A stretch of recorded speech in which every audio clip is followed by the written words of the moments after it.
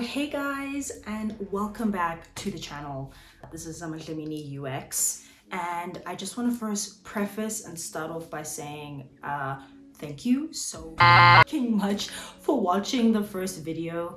I did not expect that at all. I did not expect anyone to even so much as click on that video and watch it, and I'm so happy. I want to give a big massive thank you to everyone that commented, liked, subscribed, and just like interacted with the video. Thank you so much. I love you guys, and stay tuned, keep subscribing, keep liking, keep commenting. That really made me so happy. That literally made my week, so thank you so much. I just also want to say we're in a new scenery, we're in a new space. Dory, this is temporary, but if you guys like the space, let me know, because yeah, we're in like my sister's like mini library. She has like a shit ton of books, so we had to just change scenery. So don't be alarmed, don't be scared, everything's fine. We're just in somewhere new. So let's get into the video. Okay, so in the title, you guys all saw what the title of the video is things to know before you become a UX designer. Look, these are more things that I wish that I knew, okay guys, because these are just my own opinion. That's my opinion! No one else's. These are my own opinions of what I have seen, have now discovered, now that I'm like, I could say kind of a little 6-month UX designer. Don't quote me on that timeline. Maybe go back and watch the first video to get exact timelines on my UX history. But these are just things that I wish that I knew as someone who didn't have like a UX mentor or someone who was in the UX design. I was literally just on my own, just like going over vibes and the internet, because that always has a good plan. So these are just things that I wish that I knew before I started UX design, and hopefully things that you will know. Maybe you will watch this and be like, oh, I thought that's pretty obvious, or oh, I didn't know that, at least I know that. I'm not trying to scare anyone. This is not like a don't do UX design, don't go into tech, show to everyone like that nothing is perfect. Because I think in my first video I was very like, oh, it's all like roses and I'm earning money, and like, yeah, cool, that's all cool and dandy, but like there are problems, ups and downs, and nothing is perfect, right? So I think I just want to preface that before we get into the actual things of what is of a UX designer. So let's get into it, guys. First one, let's go.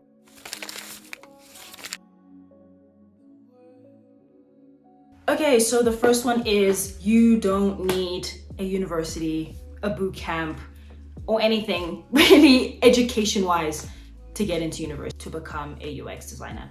So I think in my first video, I kind of like really mentioned that. And when I say you don't need an education, I don't mean you don't need any form of education. No, I'm not advocating for that, guys. What I mean is I don't think you need to go to specifically a university or to get a degree in UX design. Okay, let me just preface that. I'm all for education. I'm all for women getting educated. So please, don't come for me in the comments, but I just think UX design is still, especially in the country that I'm in, it's still a fairly new industry. So a lot of the UX designers that I have talked to and who like in my colleagues and my mentors and stuff like that, they did not study UX design in university. So I don't think you need that. First of all, self-taught I think is so important and just so necessary. Just in the grand scheme of things, the idea of teaching yourself something really kind of instills us confidence, as well as kind of letting you explore a new avenue in your own way, right? You know, because as much as I love university and I'm so glad I went, it was really expensive, guys. Like, I feel so fucking bad for my parents. Like, it is so expensive. And I'm even lucky that I had parents who were like, we can afford for you to go to university. That's okay. There are some other people who cannot afford university. And I get it. University is hella expensive and it sucks. Please do not get into debt to go try get a job, if that makes sense. I just even think the whole like concept of being in debt to get a job is so fucking warped and just should not be a thing. I do know some people who did do UX design university, but a lot of the times those people that I knew were from the same university that I went to. I think it is good, but it isn't the end all and be all of getting a job as a UX designer. One thing about UX design is that your portfolio is key and experience is key. And yes, university does in some way give you that, especially a portfolio and giving you some form of experience in the sense of creating applications and that sort of thing. But I think a lot of the times you can just do it at home, especially with UX design. UX design is all about designing applications, UI. Once you like look at all of your apps that you use, we all have a phone, okay? We all have a phone, we all have a laptop or some form of computer. We can all look up web applications, right? Go to those apps, look at what makes them wrong. There are so many apps that I've looked at and been like, oh, I hate this UI, or why is it designed this way? Okay, cool, fix it.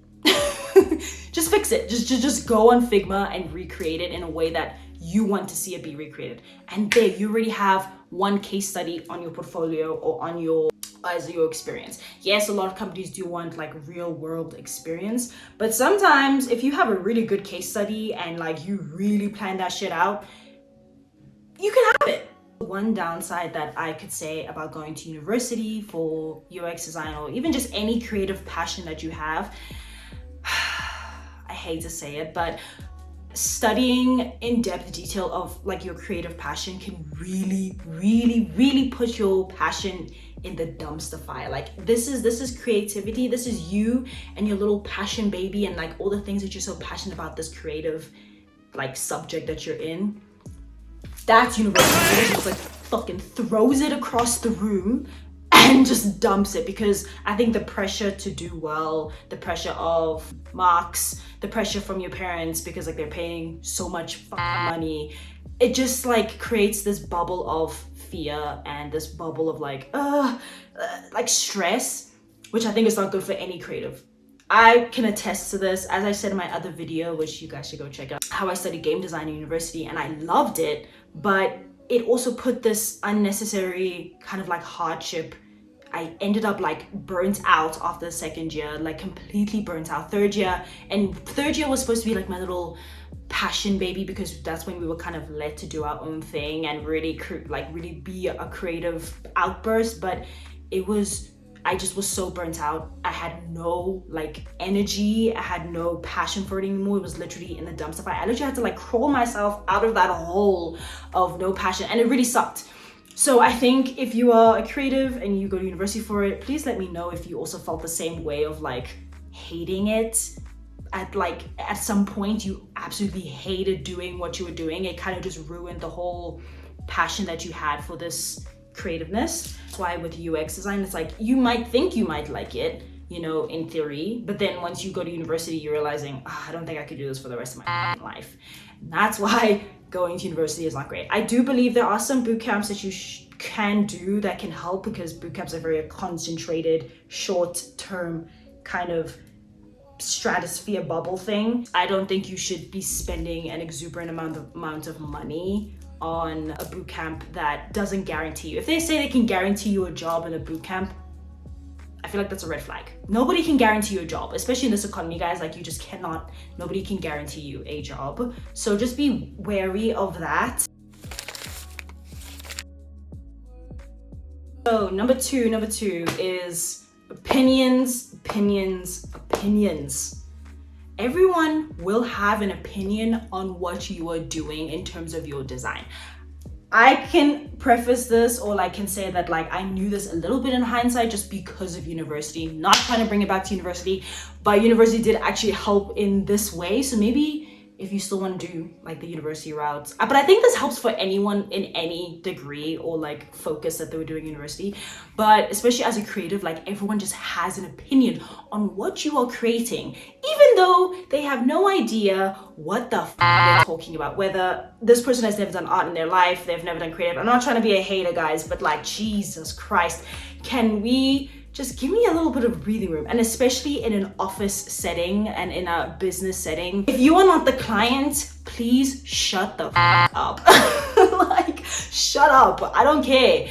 But this is something that I really have to, and I'm still kind of working on, but I have to get better at, is that everyone will have an opinion on what you have designed. Whether they think, oh, maybe you shouldn't have made those squares that rounded. Or maybe you should have not added that deep drop shadow. Or maybe you should change the red to a yellow. Or maybe the font is too... I think I'm gonna kill myself. I'm gonna kill myself! Wow. I'm going to kill myself, and it's your fault! But that was something that I had to kind of realize, that I think it's innate in nature to just have an opinion or something. I mean, I know myself, I'm very opinionated, but I just found that everyone, even people who were not designers, devs, receptionists, like just anyone would say, I actually think that this should change. Oh, I think that this should not be like this, which is fine. You know, as UX designer, that's one thing I can preface that you will just have to get over is feedback. Everyone will have feedback about everything that you do. But the bright side of that little shadowy darkness is that you can find out more about yourself as a designer and how to rectify mistakes, because mistakes are inevitable. It's okay to make mistakes. Some things will look ugly. It's okay. And then sometimes it needs a developer or like your manager to be like, what is this? Do you not see how terrible this looks? So it's okay. You will overcome that, and you just need to get over the idea of that people are trying to be mean, because not all the time, not everyone is trying to like your design. Some people come back with actual good feedback, which actually helps you design. And feedback is key. It's the only way that you will get better is by seeing someone else say, I think this could be changed. And I think this can be, I've gotten such good tips, tricks, and all the things of my designs. If you could see my first design that I ever made to my design now that I just made literally like a week ago, two different designers. So everyone will have an opinion, and it sucks, but it's also okay to have an opinion, and it's okay to actually take it. Just don't take it too much on the chin, and don't let it get too much to your head when everyone is like, I don't like. Also, don't ignore everyone. Don't just be like fucking blinded and be like, I'm just like the best and nothing can harm me. I'm just like that bitch. Yeah, you are that bitch, but sometimes that bitch needs to be molded into being that bitch, right? Should I get a shirt that says that bitch? I think I should. That bitch. Number three. A beef between developers and designers. What is that? Could someone also please attest to this in the comments? Because this is something that I have noticed, that developers have some really weird issues with designers and vice versa. Someone who was a developer at one point in their life for a big brief time, I never had issues with designers at all, but maybe that's just because I wanted to become a designer. So maybe I was just like in awe of everything that they always did. But now that I'm working in a tech company with other software engineers, they really don't like us. I don't think it's like they don't like us in the sense of like me personality wise. I just think that a lot of the times I've noticed developers have very much outdated opinions about designers and how we're kind of this like hippie crazy, we just design whatever, and like we just expect the software engineers to make whatever we design. And that's not true. We like, as designers, we really try and take what the client wants and has expressed to the business analyst and try and take that and make it something that obviously within the grand scheme of the company and like what our company can create and what the developers can create, try to mix the two, okay? And sometimes, yes, we will make crazy like kind of convoluted designs, but like sometimes they will want that, and sometimes the developer will be like, that's way too much work. But at the same time, I'm just doing my job. I'm really just doing my job. I've also had instances where software engineers would be like, I just thought all you guys did was just make squares and circles and just put it on a screen. I don't know if you guys have seen like the multiple memes of designers having this like, la la la la, yeah, we're just having fun, just designing. You say it's too late to make it, but is it too late to try?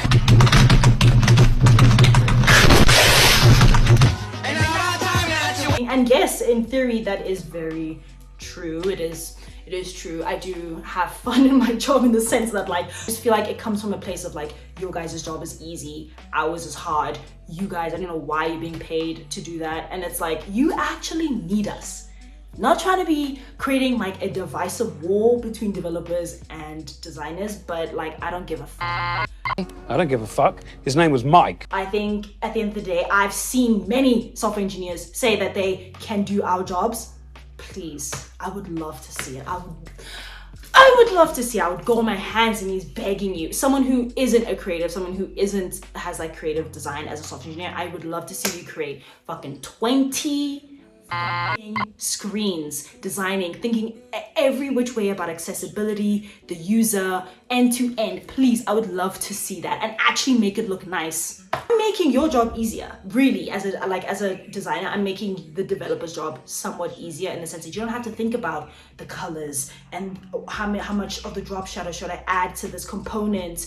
Oh, what if this person has big fingers or small fingers? What if this person has only one eye? What if this person is disabled? What about that? You don't have to think about that. You just go type into thingy. And look, I'm not saying being a software engineer is easy or hard. I'm literally not saying that. All I'm just saying is that I think as designers and developers, we should just work together. And sometimes I feel like I'm at odds with a lot of developers, and that's something I did not know. I thought me and developers would just be like buddies, like yeah, like you make my life easier, we see each other, we're good. Like we see each other. We see each other.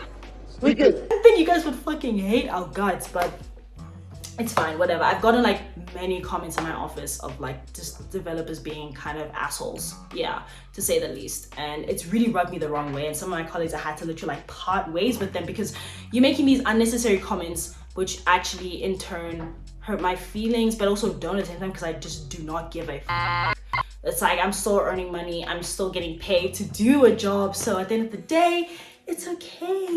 But that is something that I think, especially if you are not a freelance UX designer and you work in an office or in a company with other developers, that is something you will inevitably face as a developer saying some batshit crazy comment to you in the office while you're designing on Figma right to your face.